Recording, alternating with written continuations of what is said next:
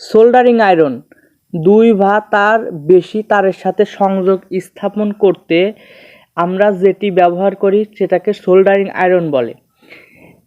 একটি গুরুত্বপূর্ণ কাজের সময়ে আমাদের দুটি তারের সংযোগ স্থাপন করার সময় যদি আমরা দেখতে পারি সোল্ডারিং আয়রনটি কাজ করতেছে না বা সোল্ডারিং আয়রন দ্বারা দুটি তারের মাঝে জোড়া দেওয়া সম্ভব হচ্ছে না, তাহলে তখন আমাদের নিজেদের কাছে অনেক বিরক্ত লাগবে এবং খারাপ লাগবে।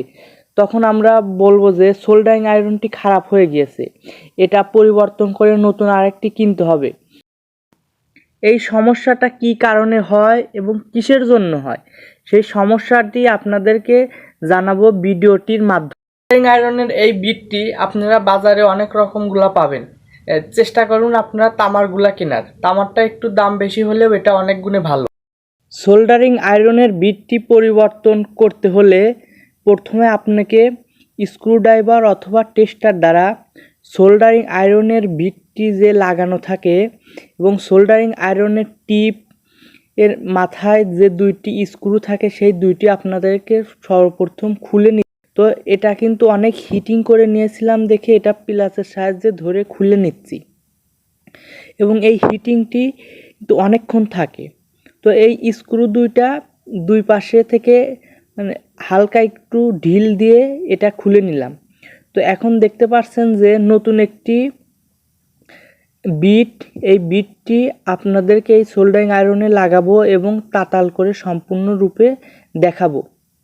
তো দেখেন এটা কিন্তু নতুন সোল্ডারিং আয়রনের বিটটি স্থাপন করতেছি। এটা বাজার থেকে আপনারা ভিন্ন মূল্যে কিনতে পারবেন, আর অবশ্যই এটা ভালো মানের বিটগুলা কিনবেন।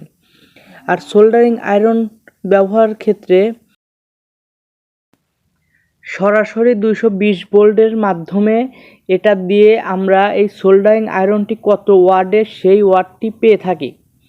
তো এখানে সোল্ডারিং আয়রন অনেক ওয়াটের হয়ে থাকে, সাধারণত কাজে 45 থেকে 60 ওয়াটের মাঝে সোল্ডারিং আয়রনগুলা ব্যবহার করা উত্তম। তো দেখেন নতুন সোল্ডারিং আয়রনের বিটটি সংযোগ স্থাপন করা হলো, এটাকে এখন তাপ দিব। সোল্ডারিং করার সময় আপনারা তাতাল বা সোল্ডারিং আয়রন পর্যাপ্ত পরিমাণ হিটিং করে নেবেন এবং সোল্ডারিং আয়রনের যে রজন বা লিড থাকে সেটা আপনারা ভালোগুলা ব্যবহার করবেন। দেখেন এখন সোল্ডারিং আয়রনের বিটটি পরিবর্তন করার পরে নতুন অবস্থায় যে সোল্ডারিং আয়রনের বিট দিয়ে কাজ করতেছি, দেখেন এটা কিন্তু অনেক তাড়াতাড়ি এবং অনেক সূক্ষ্মভাবে কাজগুলো অনেক সুন্দরভাবে হচ্ছে। আর পুরাতন যে বিটটি ছিল সেটা দিয়ে কিন্তু সহজেই এই সোল্ডারিং আয়রন লিড গলানো যাচ্ছিল না। আর এই নতুনটা দেওয়ার সাথে সাথে এবং খুব অল্প সময়ের মধ্যেই তারগুলোর মাঝে সংযোগ স্থাপন করা যাচ্ছে এবং জোড়া দেওয়া যাচ্ছে। তো অবশ্যই এটা কিন্তু ভালো মানের একটি বিট। আর সোল্ডারিং আয়রন আপনারা পর্যাপ্ত পরিমাণ হিটিং করে নেবেন, তারপরেই এটা কিন্তু ব্যবহার করবেন। আর এটা ব্যবহার করার সময় রাং রজন এগুলাও একটু আপনারা ভালো কোয়ালিটিরগুলা কিনবেন। তো দেখেন এখন কিন্তু খুব সুন্দরভাবে এবং সহজেই এটা কিন্তু তার সংযোগ স্থাপন করা যাচ্ছে। তো আর সোল্ডারিং আয়রনটি দেখা যায় অনেক সময় এটাই বিটের মাথার উপরে ময়লা জমে যায়, কাজ করতে করতে ময়লা পড়ে যায়, এই ময়লাটি আপনারা পরিষ্কার করে নেবেন। এই সাধারণ ময়লাটুকু পরিষ্কার করলে আপনার নিজের জিনিস নিজের কাছেই অনেক দিন ভালো থাকবে।